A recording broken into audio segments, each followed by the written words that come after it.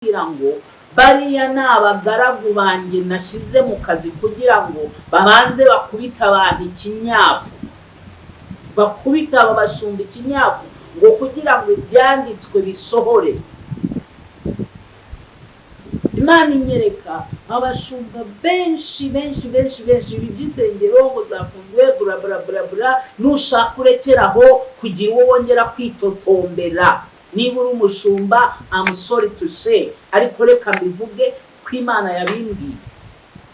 Imana yambwiye ngo abantu barenze gukorera Imana, ngo inyungu Imana ibona mu bakozi bayo nizo nkeya kurenza abo izo bakeneye mu bwoko bwayo. Inyungu Imana ibona mu bakozi bayo nizo nkeya kurenza izo bo bakura mu rusenga. Imana inyuze kugira neza kwayo imbere yabo, naho ubundi aho basandarira naho bajya ni habi. Uyu mukumba aho usandarira hariyo ibirura, uyu mukumba aho usandarira hariyo ibintu bibategereje, bitegereje ubuzima, bitegereje ubugingo, bitegereje kurimbuka kwa benshi. Imana irambwira ngo guhera mu kwezi kwa 10 ngo nimwitegure murebe babandi mwitaga ko ari ab'Imana, mwitegure murebe bamwe mwitaga bakareka ingeso zabo mbi, nanjye nzahindukira ndi mu ijuru mbatega amatwi. Mu yandi magambo, nta cyatuma Imana icururuka, nta cyatuma Imana yongera kugaruka ku buzima bwa benshi mu bihe nk'ibi uretse guca bugufi ukabwira Imana ukuri. Ibwira ukuri, ukayibwira ngo ubwije ukuri Imana rero ahangaha byarananiye, ungenze uko ushaka. Kaya ndirimbo bajye baririmba yo mu cyumba ivuga ngo turi imbere yawe Mana, turi imbere yawe, utugenze uko ushaka, turi imbere yawe. Ujye imbere y'Imana ubwire ngo na reka ntangire ngusuhuza nkwifuriza amahoro y'Imana. Wogarutse kubana natwe ni iby'agaciro kanini kukugira turi hano kubera mwebwe. Imana y'amahoro ni iguhereza umugisha aho uherereye hose. Reka nkubwire ngo gira umunsi mwiza kuri wowe uri ku manywa, nkubwire ngo gira ijoro ryiza kuri wowe dukurikiye ari nijoro, n'abadukurikira bari mu kazi kambabwire ngo nimugubwe neza. Hari umuntu udukurikiye ko ameze neza, nkubwire ngo humura, ibihe ntibikoroheye, minsi irimo irakugora, minsi irimo irakurushya, ariko reka nkubwire ngo Uwiteka ni muzima kandi ashobora byose, nta kintu kimunanira. Turagarutse rero, turi kumwe n'umuhanuzi w'Imana, umukozi w'Imana, Pastor Peter. Ni amahoro? Shalom kabisa, ni amahoro. Urakomeye? Sinde utarese. Yewe nitwa Petero, rega ntuzamenye. Petero umwe babwiye ngo urasubiramo. Abantu barategura ndetse nzi nuko ndi Pierre kandi ari isezerano mfitanye na Yesu. Ariko wa Pierre banza ari dani. Wa Pierre tuba tutazuru. Yeye yabanze kubwira Yesu. Aramubwira ngo ubwo abandi bari bukwihaka. Njye sindi bubikora. Yesu aramubwira ati inkoko itarabe. Gatatu kose. Gatatu abo wanyihakanye. Pierre ati njyewe nyamara uranyihakana. Pierre atosi. Ariko byarangiye n'ubundi Yesu yemeye aravuga ati kuri wowe niho nzubaka itorero ryanjye. Wanze wa Pierre batwika. Ba Pierre ubundi ari abahanga cyane muri tekinoloji. Kuko Petero n'ubundi bamusanze ku mazi, ibintu bijyanye n'umuyaga, ibintu bijyanye n'ikoranabuhanga ryo ku mazi no kwishakashakishiriza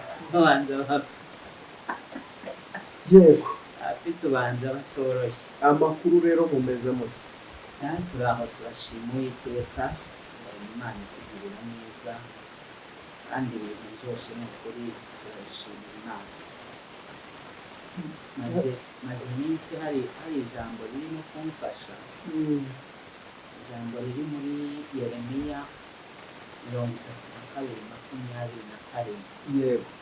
Aho Uwiteka yirahira akavuga ati ndi Uwiteka, mbese ndi Uwiteka ngo uwe waremye ibifite imibiri byose ariko ubundi warisoma ndumva riri kumfasha cyane muri iyi minsi wenda ubone gukomerezaho muri gahunda zawe wese ikiganiro ko ziri bugende niwe uri bunyobore ariko iri jambo reka ndibwire abantu mwese abo turi kumwe hano kuri Humuka ndetse no kuri Zamuka ndetse n'abandi bari bunyarukire kuri Iyacu Top TV. Iyo ni channel yawe? Iyo ni channel yanjye Iyacu Top TV.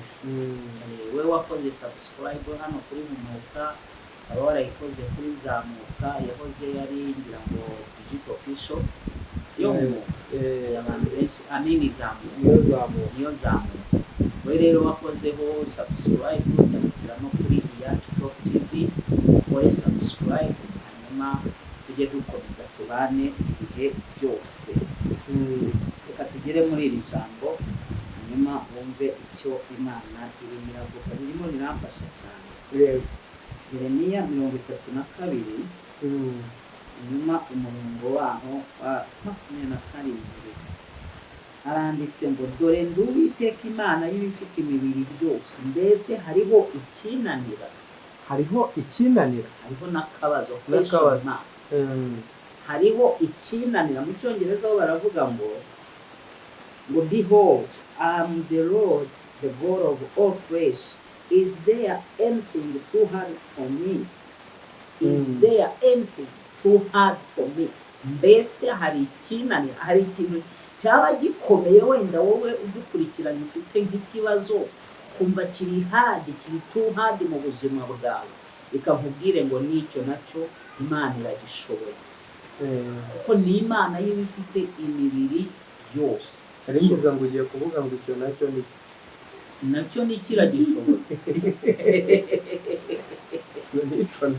Icyo nacyo nicyo Bwana Imana iragishoboye. Nubwo cyaba gikomeye mu rurimi rwawe, wenda nta n'umuturanyi mwagisharinga n'uwo mubana mu nzu ubona gisa nkaho gikomeye cyane utashobora no kukimubwira, n'uwo mutumbatana mu buriri. Twari ibibazo abantu bagira akaba atabwira na patana wiwe, ariko ndagira ngo nkubwire ngo icyo si cyo gikomeye imbere y'Imana.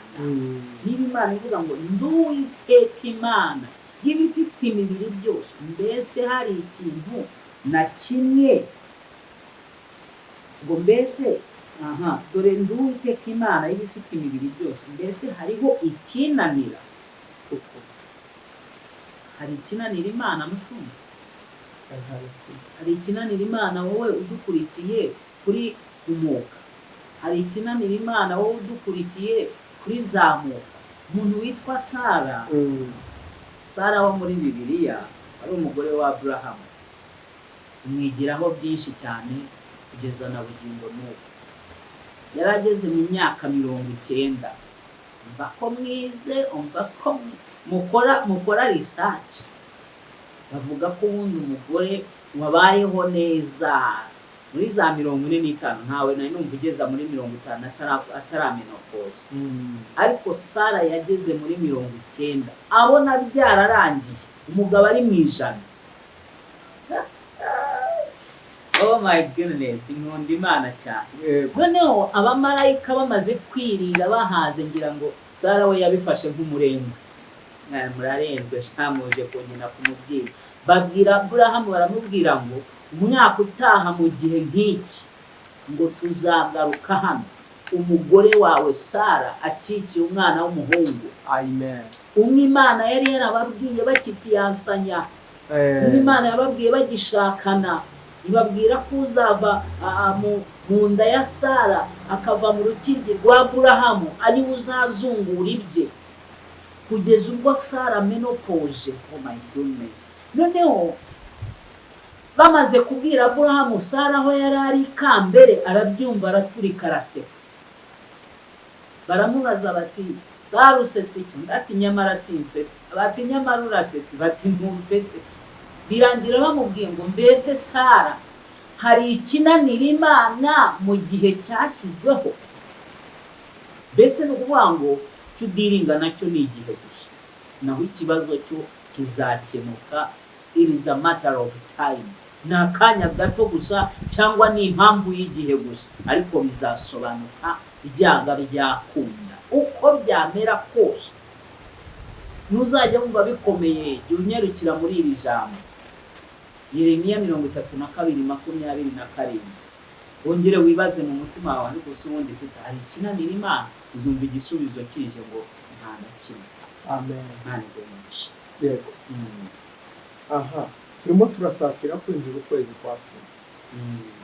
Ukwezi kwa cumi Imana iri kuvuga ngo bwiza ukuri si n'ukwezi kwa cumi gusa, ariko kwa cumi ko kuri terrible, kuri very dangerous ku bantu, cyangwa se kuragoranye cyane, ariko no gukomeza kugeza umwaka urangira, mu mpera z'uyu mwaka. Ni fati, urakoze cyane. Kambonereho kubwira abantu ko maze iminsi ndi mu bihe byo gusenga, Imana ivugana nanjye aya magambo akomeye, irambwira ngo igiye kunyuza kugira neza kwayo imbere y'abantu bazitegura kubona ubwiza bw'Imana. Igiye kunyuza kugira neza kwayo imbere y'abantu bazitegura kubona ubwiza bwayo. Nagize iyerekwa, Imana inyereka isi yirabuye cyane, y'abakaratsiririritiri, uburyo wabonaga ari umwijima gusa. Noneho muri uwo mwijima havamo amafarasi y'umukara nayo yirabura, ariko acira cyane. Niba ari gucira, niba ari ukohereza umuriro mu bantu. Imana irambwira ngo Satani ahagurukije umujinya mwinshi, afitiye abantu umujinya ngo mu mpera z'uyu mwaka w'igiharwe. Nari nzi ko ibyo ari iby'abantu bibarira, babara umwaka w'igiharwe. Uwari ugiye kumbwira ngo yego nyine n'ubundi ni igiharwe, ariko nanjye nari nzi ko ari iby'abantu bibarira. Ariko Imana ubwayo yarambwiye ngo muri uyu mwaka w'igiharwe, yego, ngo Satani ahagurukije icyitwa umujinya mwinshi, afitiye abantu umujinya mwinshi, ashaka kurimbura no kwica imbaga nyamwinshi. Imana irambwira ngo nintegura ibihe bidasanzwe byo gusenga. Yego. Mara igihe ndi kwibaza, ubu mu minsi nk'ini 3 nibwo namaze kumenya neza icyo gukora. Umwuka w'Imana yaransanze arambwira ngo nimbwira abantu mbatangarize ibihe bidasanzwe byo kuba mu masengesho mu kwezi kwa 10, kwa 11 no kwa 12, iminsi 90 y'amasengesho. Imana izanyuza kugira neza kwayo imbere y'abantu. Nubwo bizaba bikomeye, hagiye kubaho ibintu bikomeye. Narabivuze mu bishize, abantu nigeze nkora ikiganiro mu minsi nk'ibiri ishize, ndababwira ngo mwitegure kuko mugiye kubona ibintu mutigeze mubona, kandi ibi ngibi bizaba birimo birahiga guhitana ubuzima bwa benshi. So mume maso rero, uku kwezi kwa 10 kuragoye. Munyumve neza, umuntu wese aho uherereye, ntega amatwi ubyumve neza. Uku kwezi kwa 10 kuragoye, ariko cyane cyane pastors, abashumba, ukwezi kugiye kubakomerera, kandi nikumara kubakomerera, kurakomerera n'abo mwari muyoboye. Uku kwezi kwa 10 Imana yanyisangiye inyereka abashumba bararenze urugabano, bararenze aho bakwiriye kugarukira, barangije bakora mu jisho ry'Imana. Imana irarakara. Ibi ngibi muri kubona ngo insengero ngo zasubiwemo, ngo zongeye zafunzwe, naho narimeze nk'uko abantu bibaza. Nanjye ubwanjye ntabyibaza, kuko babise insengero baha bazihora iki, babigenze bite, bituma mfata ibihe ngo bariya ni abagaragu banjye nashize mu kazi kugira ngo babanze bakubita abantu ikinyafu, bakubita aba bashumba ikinyafu, ngo kugira ngo ibyanditswe bisohore. Imana inyereka abashumba benshi by'isengero ngo zafunguwe, bla nushaka urekeraho kugira uwo wongera kwitotombera. niba uri umushumba I'm sorry to say, ariko reka mbivuge ko Imana yabimbwiye. Imana yambwiye ngo abantu barenze gukorera Imana, ngo inyungu Imana ibona mu bakozi bayo nizo nkeya kurenza abo izo bakeneye mu bwoko bwayo. Inyungu Imana ibona mu bakozi bayo nizo nkeya kurenza izo bo bakura muri uyu murimo bita uwayo. Niyo mpamvu ngo ihagurutse ikinyafu kugira ngo ibyanditswe bisohore. Mubwire ibyanditswe, muze kwihangana bivuga uko umwuka w'Imana ampaye kubivuga. Reka turebe muri ubutumwa bwiza uko bwanditswe na Matayo ibice 26 umurongo waho wa 31. Ubutumwa bwiza uko bwanditswe na Matayo ibice 26 umurongo waho wa 31. Aranditse ngo, maze Yesu arababwira ati, mwebwe mwese iri joro ibyanjye birabahemuza, kuko byanditswe ngo nzakubita umwungeri umukumbi w'intama usandare. Ngira ngo mwabyumvise, ni ibyanditswe bigomba gusohora. Sinzi niba umunyamakuru wandusha iki Kinyarwanda mu buryo buryoshye cyangwa butomoye iri jambo Yesu yavuze ngo iryanjye birabahemuza. Wandusha Ikinyarwanda ugasa nk'usobanuriraho gatoya cyangwa usobanurira abadukurikiye, wenda hataza kugira ngo hari amagambo ya Pastor Peter cyangwa Prophet Peter arimo. Ni amagambo y'Imana ubwayo yivugiye, amanutse kuvugana nanjye, noneho ibikonfaminga mwiyerekwa. Ngo maze Yesu arababwira ati, mwebwe mwese iri joro ibyanjye birabahemuza, kuko byanditswe ngo nzakubita umwungeri umukumbi w'intama usandare. Ijambo nshaka kumsobanurira ijambo ryitwa guhemuza. Ibyanjye birabahemuza, ariko abantu barimo bararyumva. Ijambo birabacumuza, birabagusha, birabatera kubyibazaho, birabatera kuva mu byizerwa, birabatera kwibaza uwo mwakurikiye, birabatera ibintu byinshi, birabatera mu Cyongereza n'ijambo umuntu yakoresha confusion, birabateza urujijo. Yesu niwe wavuze aya magambo. Umunsi Imana imaze kunyereka gukubitwa kw'aba bashumba, ari naho haziyemo aba bakozi b'Imana, ndabita abakozi b'Imana, bamaze guhaguruka mu buryo busa nkaho budasanzwe bwo kuvuga ngo insengero nizongere zire zegetseho zikora ibi n'ibi, abatabishoboye bagende. Ni Imana yahagurukije abakozi bayo. Niyo mpamvu Bibiliya ivuze ngo njyewe nzakubita umwungeri. Ntabwo ari Minaloc ikubita umwungeri, ntabwo ari RGB, ntabwo ari ikintu icyo ari cyo cyose, ahubwo ni ukuboko kwiza kw'Imana. Imana irambwira ngo nimbwire abantu bitegure bagiye mu bihe bidasanzwe byo gusenga. Imana inyuze kugira neza kwayo imbere yabo, naho ubundi aho basandarira naho bajya ni habi. Uyu mukumba aho usandarira hariyo ibirura, uyu mukumba aho usandarira hariyo ibintu bibategereje, bitegereje ubuzima, bitegereje ubugingo, bitegereje kurimbuka kwa benshi. Imana irambwira ngo guhera mu kwezi kwa 10 ngo nimwitegure murebe babandi mwitaga ko ari ab'Imana, mwitegure murebe bamwe mwitaga ko ari abakozi b'Imana, ngo kuko bakojeje urutoki rwabo mu jisho ry'Imana. Ni nayo mpamvu Imana ibarakariye n'uburakari bwinshi cyane, ngo bagiye guhura n'ikintu cyitwa inzara. Abapasiteri bagiye guhura n'ikintu cyitwa inzara. Noneho mugiye kubona ibyo mutigeze mubona biteye isoni kuri bo.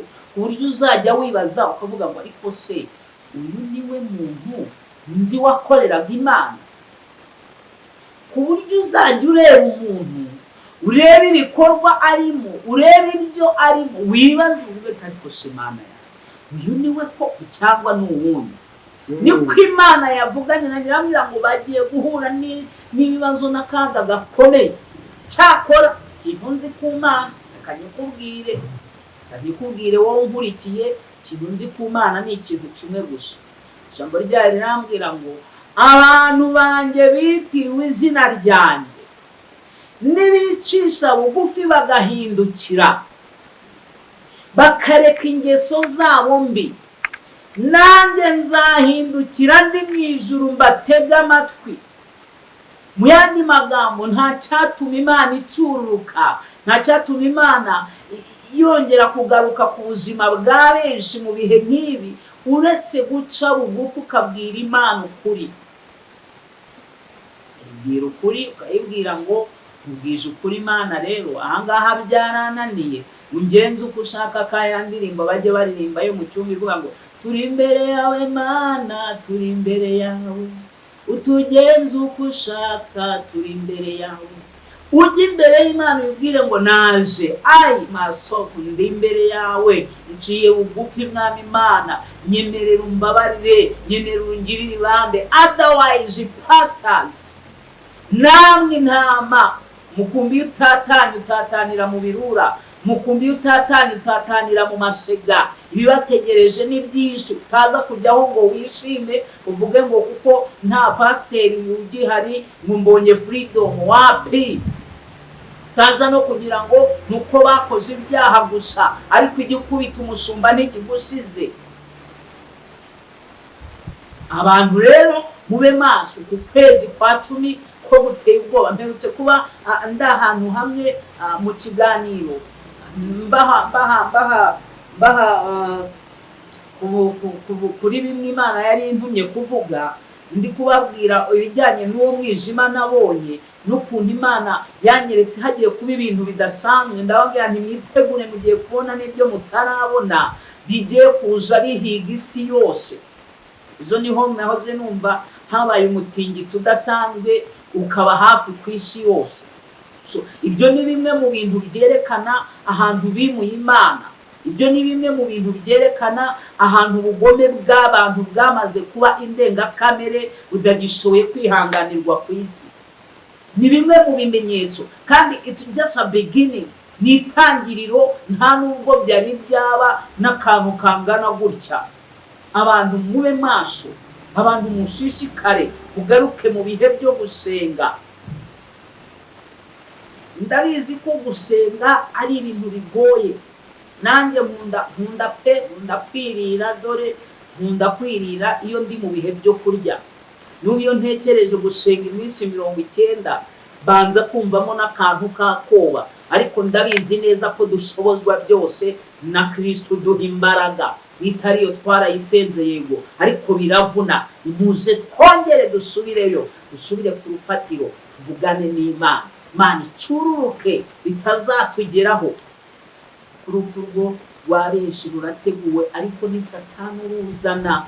Niwo mujinya nabonye uva mu mafarashi yirabura. Ariya mafarashi mu yandi magambo ni imyuka mibi izanye umuriro, izanye urupfu mu bantu. Ugiye kujya ubona abantu bapfa ibintu biri aho bidasobanutse. Ugiye kujya usanga abantu bahura n'ibibazo n'ibyago bidasobanutse. Bamaso rero ubane natwe mu ibi bihe by'amasengesho. Ahubwo iminsi 90 ntabwo ari ikintu cyoroshye, ariko birakwiriye ko tugaruka tukongera tukagira ireme, tukagira ubusabane bwa nyabwo n'Imana. Bashumba mwe mugarukiraho, iby'indamu mwari mwaraje gushaka mugarukiraho. Nimwongere musubiza abantu ku rufatiro rw'Imana, nimwongere musubiza abantu ku musaraba, nimwongere muyobora abantu inzira ijya mu ijuru. Nicyo kintu cyonyine twahamagariwe.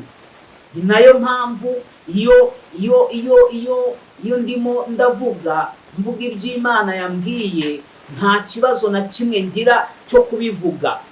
nta kibazo namba ngira. Haleluya. Nta kibazo namba ngira cyo kubivuga, kuko nzi neza ko Imana iri mu ruhande rwanjye iba yantumye, kandi bivuga nk'uko natumwe kubivuga. Abandi nuko nitwa kijya mvuga icyo itavuze. So bene data rero bavandimwe, wowe nkurikiye kuri humuka no kuri zamuka,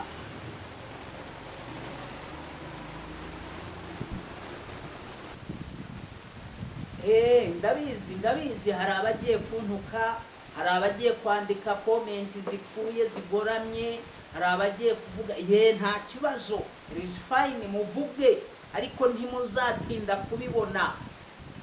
Uku kwezi kwa 10 ko bamaso ndanakwinginze, nkurikije iby'umwami Imana aba yanyeretse. Ikambabwiza ukuri, ijambo ry'Imana ryarambwiye neza ngo muri Amose yambwira ngo nta kintu na kimwe Imana ishobora gukora itabanje kubwira abantu bayo b'abahanuzi iby'ubwiru bwayo buhishe.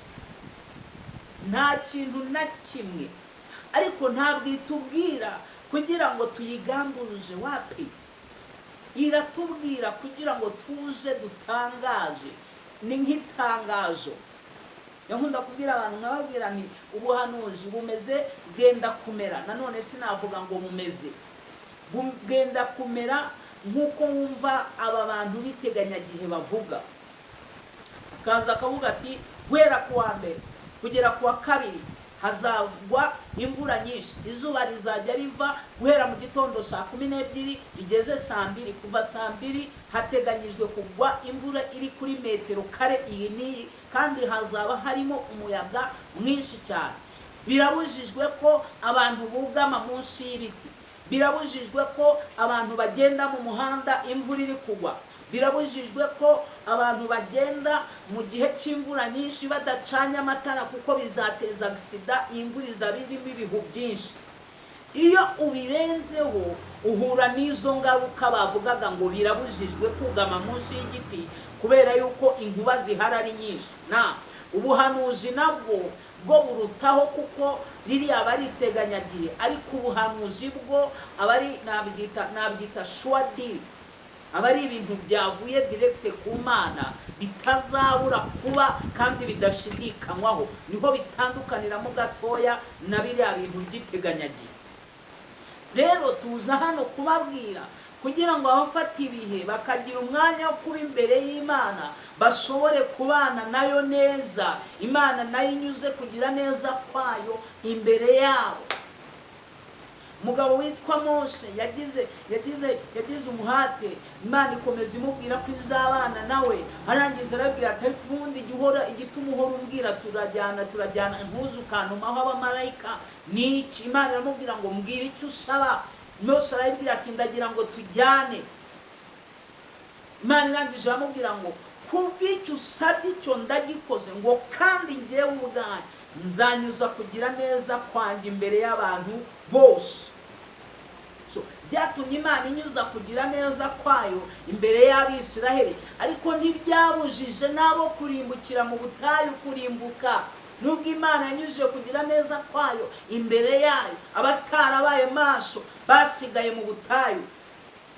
Ako Mose yarabibaje ngo ikizatuma abantu bamenya ko twari kumwe, ikizatuma abantu bamenya ko nakugiriyeho umugisha niki? Birangira Imana imupromisinze. So ibi ni ibihe Imana ibisuka uburinzi ku bantu bayo bemera kugendana nayo, bemera kuba imbere yayo. Satani we arakora n'umwete, ngo kuko abizi neza ko agahe afite ari agahe gato cyane kangana gutya, azi ko afite agahe gato waragakoresha. Twebwe turadamaraye. Ariko ikindi kintu gikomeye Imana yambwiye igiye gukora mbere y'uko uyu mwaka urangira wa 2023, muri iminsi y'amasengesho, Imana irambwira ngo igiye gusuka umunezero mu mitima y'abantu. Igiye kugarura icyo bita umunezero. Isi ishobora kugukamura pe, isi ishobora kukwigirizaho nkana. Ushobora kubura umunezero wubujijwe n'umugabo, ushobora kubura amahoro uyabujijwe n'umwana, ushobora kubura umunezero ubujijwe na bosi n'umukoresha wawe mu kazi. Ariko Imana yambwiye ngo mbere y'uko uyu mwaka urangira ngo igiye gusuka icyo bita umunezero mu mutima. Uyu nguyu ntufite ahandi ukomoka, ntabwo ari uko uzaba utunze ibya mirenge ngo ubone kunezerwa umere nka wa mugabo wikubise mu gituza aravuga ngo umutima wanjye ngo tuza, ngo kuko ubikiwe ibizakubeshaho imyaka myinshi. Hoya, ushobora no kuba ntacyo ufite ukagira umunezero wo mu mutima. Ushobora no kuba kandi ufite ibya mirenge ariko udafite amahoro, udafite wa munezero. Ariko ikintu Imana ya promisinze, yambwiye ngo ngiye gusuka umunezero. Iryo ni ryo jambo Imana yakoresheje. Irambwira ngo ngiye gusuka umunezero mu mitima y'abantu bazaba imbere yanjye, bagiye kunezerwa. Ngiye gusuka icyo bita umunezero mu mitima yabo, mbakuremo icyo bita agahangayiko. So bamaso rero, Imana y'amahoro igugenderere ntizaguceho. Ntumere nk'Abisiraheli n'Abanyegiputa babwiwe ko bari bugendererwe n'umwuka w'Imana, barangije barabwira ati mukore ikimenyetso cyo gusiga amaraso. Uzi ko n'Abisiraheli batakoze icyo kimenyetso, marayika ushinzwe kurimbura yanyuzeyo. Uzi ko n'Abanyegiputa bakoze icyo kimenyetso, marayika ushinzwe kurimbura atinjiye mu ngo zabo. Aya ni amasengesho aba ameze nk'ikimenyetso tuba tugomba gukora. Imana y'amahoro ikamanukira ku bana natwe, Imana y'amahoro ikamanukira kutugirira neza. Rero ntuzavuge ngo muhanuzi w'Imana ntabwo yigeze akumenyesha, ntuzavuge ngo ntacyo yakubwiye. Gusa icyo nzi cyo turaba tuyakurikirana cyane cyane uko bishoboka kose kuri Iyacu Top TV. Niho ayo masengesho azajya anyura umunsi ku wundi, kuva ku munsi wa mbere kugera ku munsi wa 90. Imana y'amahoro idushoboze tubone ibikoresho kuko ndabikeneye. Nkeneye kamera, nkeneye mashini, ariko ndacyizera Imana kuko nta kintu na kimwe kinanira. Ndacyizera Imana ko iraza kubimpa muri iyi minsi isigaye, kugira ngo ibiganiro mujye mubibona umunsi ku munsi. Mujya mubibona, nugerayo urasanga hagenda hacaho ikiganiro kimwe kimwe, kuko ibikoresho mba nkoresha ni ntago ari ibyanjye, ntago ari ibyacu, ntago ari iby'Iyacu Top TV. Ariko Imana y'amahoro iraza kudufasha, ndetse nawe wishoboye wabidushyigikiramo, ntacyo bitwaye. Bibira muri uwo murimo, winjire no mu masengesho ufite imirimo yo kwibutsa Imana. Ndibuka reka mbayeho ku buhamya butoya. Muri 2016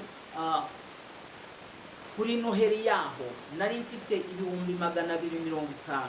Nagombaga gusohokanamo na famiye tukinjoyinga nk'uko mubizi kuri Noheri, muzi uko bigenda cyane cyane mwebwe mwizihiza Noheri. So ndi mu rusengero, mwuka w'Imana mu materaniro yo kuri Noheri, mwuka w'Imana arambwira ngo shema upon you, ngo ni gute ugiye gufata aya mafaranga yose ukajya kuyinezezamo inzu yanjye ikeneye piano kandi ubibona. Mukarambira ngo shema upon you. Numva mfashweho ku mutima, maze gufatwaho numva biranze, bimaze kwanga ndahaguruka mbwira madamu, ndamubwira nti uyu munsi mwihangane sindi bubasohokane. Mbona ndebye ikitsura, ndebye ikijisho, avuga ndi karabaye noneho sinzi aho ndi butahe tu byanga byakunda. Ndamubwira nti sheri uyu munsi ntabwo biri bukunde, ntabwo mbasohokana birarangiye. Bitamagarara mu iteraniro mbwira abantu, ndababwira nti umva igihari, dukeneye piano y'amafaranga miliyoni. Ariko uko muri aha mwese ndabizi ko buri muntu wese yiteguye gusohoka, uko byamera kose inzira byanyuramo ntawe utabyiteguye. Mbabwira ikimbayeho, ndababwira nti nkeneye abantu duhagararana tukagwiza iyi miliyoni. Njye mfite 200,000, nahoze nasigaje senkani, naho gore atanza kumfata mu ishingu, wenda ndareba ukuntu nyamukinga ku ruhande, hanyuma ibyo mbe ndabikemuye. So abantu barabyumva, bafatwaho, birekereza, biyima kujya gusohoka kuri Christmas. Baravuga bati reka dukore mu nzu y'Imana, natwe Imana izatwibuka. Uzi cyabaye nyuma yaho? Ibyo turabikoze birarangiye, gusohoka sinasohoka. igihe kiragera muri 2017 kwezi kwenda gusoza nka nko mu kwezi kwa 10 ndibuka yes mu kwezi kwa 10 hafa aho nga mu kwa 10 na kumwe sinibuka neza ukwezi icyo nibuka nuko twari tugiye kubyara bigera imyenda y'umwana no kwitegura ibyo narabishoje noneho agomba kubyara yamaze icyumweru mu bitaro habamo difficulty hazamo ibintu bituma hatinda kandi twari muri prive ngiye kureba bagiye kumpa medical bill nasanze ari 1,800,000 ntafite n'igice mutima ngiye kumarumva mutima ngo itima kiratera mwuka w'Imana aranyibutsa arambwira ngo uribuka umwaka ushize igikorwa waba warakoze mwuka arambwira ngo ijuru ryararikoganizinze ijuru ryaravivuye ryashyizeho vi ahangaha niho Imana igiye kukwereka ko ari Imana uzi cyabaye uzi ko reka mubwize ukuri nujya ubona umwanya wo kubiba mu Mana jya ubiba kuko utazi igihe cyangwa izizera ari izi n'izi ko Bibiliya ivuga mu mubwiriza ngo ntukaruhure ukuboko ahubwo jya urushaho kunyanyagiza kuko utazi izizera ari izi cyangwa iziza arizo uzi cyabaye umuntu umwe gusa Imana imuha umugisha bwa mudamu Imana imuha umugisha Imana y'amahoro imumpera umugisha utagabanyije umuntu umwe yaraje arambwira ati mushumba don't worry wihangayika ibyo ngibyo byo kwa muganga bindege yakiriyarinze medical bill kugeza agejeje madamu mu rugo ariko byavuye ku 200,000 nahaye Imana so ushobora nawe kunshyigikira ahubwo ati reka dukore uwo murimo w'Imana iri sengesho abantu rizahembura ni benshi rijye rinyuraho umunsi ku munsi ugahagarara nanjye muri icyo gikorwa gusa bigeze mbwira abantu umugabo umwe witwa Pastor Chris yari abantu benshi baramuzi wa Chris Embassy noneho ngo yari afite uburwayi mu rubavu yaramaranye imyaka n'imyaka yarakoze ibishoboka byose arivuza arasenga arasengesha yari n'umukozi w'Imana Biden kagira ngo ni kera arasenga biranga rimwe ngo ari mu nzira agenda Imana imwereka umugabo iramubwira ngo iyo modoka yihuriye mugabo oh my goodness baza ari wowe Imana ibwiye ngo tanga iyo modoka nanjye nambwiye ngo mbikubwire sinabishobora kubikubwira biragoye so harabitekereza arangije amugezeho haraparika atakira imodoka ngaramuzi aravuga ati none se pastor ntego ndashimye kuyimpaye niko Imana ivuze none se uragenda n'icyo ndati ibyo ntibikureba akira niko Imana ivuze nigirira amahoro kurenza ibindi byose mugabo yicara mu modoka arakomeza noneho ngo Pastor Chris uko karebye ya modoka yagiye gutya agendera rwa rubavu rumwe rwari rurwaye agenda yikurikije ijisho irenga mu ikorosa yireba yagiye kugaruka gutya urubavu rwamaze gutungana so ntabwo ujya umenya iby'Imana ntumenye Imana aho ikorera ntumenye Imana aho ibikemurira wowe jya ukora mu gihe gishoboka ubu kuko wenda ntavuze ngo ndahanuye cyangwa babandi bajya bakubeshya bakakubeshya kugeza bayagukuyeho ubu kuri mu mushwana no kutagira icyo umarada nta kibazo ariko icyo mbivugiye ni mureke dukorera Imana n'ubundi iminsi irimo iraduhiga isi irimo iradukandamiza mureke dukorera Imana no mu gahe gato gahari mureke tuyikore Imana y'amahoro ibampera umugisha njyewe naho ngaho ngarukirije Imana y'amahoro iguha umugisha itegure kunyuzwa kugira neza kw'Imana imbere yawe Imana inyuze kugira neza kwayo imbere yawe iyo pastors mugaruke ku rufatiro ni ukuri kw'Imana yo mu ijuru yampamagaye nanjye ndakubwira nibwira nimuze mugaruke mwongere mujye inama n'Imana otherwise umukumburi murasandara kubera ikinyafu cyanyu mwakoze mu jisho ry'Imana mubabaza Imana niyo mpamvu muri kugirwaho n'ingaruka kandi izi ngaruka ziratangiye mutibwira ko zishoje ahubwo ziratangiye mube maso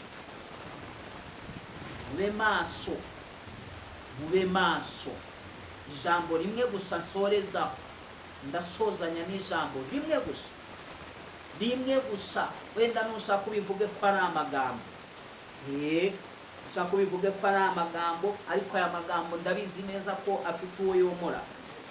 Reka tunyaruke muri Yesaya 50 umurongo waho wa 4. Yesaya 50 umurongo waho wa 4 ni naho ngiye gusoreza. Yesaya 50 umurongo waho ni wa 4,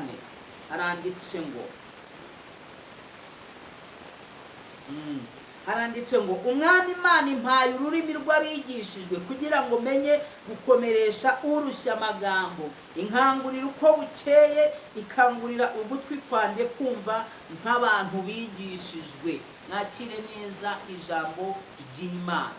Nushaka ubitware ko ari amagambo yanjye, nushaka ubitware ko ari ibyo nivugiye, ubitware uko ushaka. No mu gihe cya Nowa bagiye baburirirwa, bakababurira, bakababwira ati umwuzure uraje, batariko niko byahoze, batariko ubundi ibyo ni ibiki, batariko Nowa yasaze. Muserebanyaho, aka kantu njya ngakunda cyane. Muserebanyaho barawubwiye ngo muserebanya hunga dore inzira shya. Barangije baravuga ngo wapi muserebanyira, ibyo byanyu namwe ndabimenyereye. Niko mwirirwa muvuga rero, murabimenyereye, ayo ni amagambo murabimenyereye nibyo, ariko mutegereze bigiye kugaragara. Simbikwifuriza, niyo mpamvu numvira ijwi ry'Imana nkaza nkavuga uko nategetswe n'Imana kuvuga. Iyo mvuze uko nategetswe mba numva nanjye ngwije amahoro. Muserebanya barawubwira ati sohoka inzira imirashya, ati umwotsi ndawumenyere, sohoka mwotsi ndawumenyere, kugeza ubwo umuserebanya wahiriye mu nzu. Waba wumvisha icyo mvuze? Waba wumvisha ubutumwa nguhaye? Imana y'amahoro ikugirire neza. Yewe ndashoje, mwese mwari mudukurikiye kuri zamuka nahumanuka, nahumuka mwese mwari mudukurikiye kuri zamuka nahumuka, nimuhumuke mureke tuzamuke. N'ubundi turi mu rugendo rujya mu ijuru. Nimuhumuke murebe ibihe turimo, nimuhumuke murebe aho tugeze, nimuhumuke murebe aho uyu mwaka utwerekeza. Kwezi kwa 11, nubona uyarenze uzashima Imana. Urakoze cyane Pastor. Imana iguha umugisha, abwirwa benshi akumva beneyo. Namwe mwari mudukurikiye, nimuhabwe umugisha n'Imana. Ubwo kwiza kw'Imana kuboneke kuri mwebwe. Nimusimbuke mukore subscribe kuri channel ye ya Top TV, genda ukore iyo subscribe. Imana iraguha umugisha, kandi ukuboko kwiza kw'Imana kuraboneka kuri wowe. Nimero yiwe 0786334245, ariko nujya no kuri channel turabasha kuyisangayo. Urakoze cyane. Imana y'amahoro iguhereza umugisha. Ibiganiro byacu byo nakagaruka. Shalom.